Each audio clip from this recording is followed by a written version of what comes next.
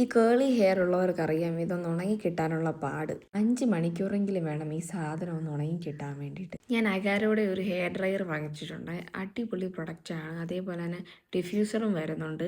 അതേപോലെ തന്നെ ഈ സ്ട്രെയിറ്റ് ഹെയർ യൂസ് ചെയ്യാൻ വേണ്ടിയിട്ടുള്ള ഒരു സംഭവമുണ്ട്. ഇതെന്താണെന്ന് എനിക്ക് കറക്റ്റ് അറിയത്തില്ല, കാരണം ഞാൻ യൂസ് ചെയ്യാറില്ല.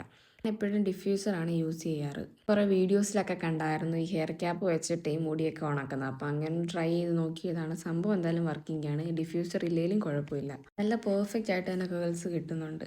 നല്ലൊരു ഹെയർ ഡ്രയർ തപ്പി നടക്കുവാണെങ്കിൽ ഇത് അടിപൊളിയായിരിക്കും.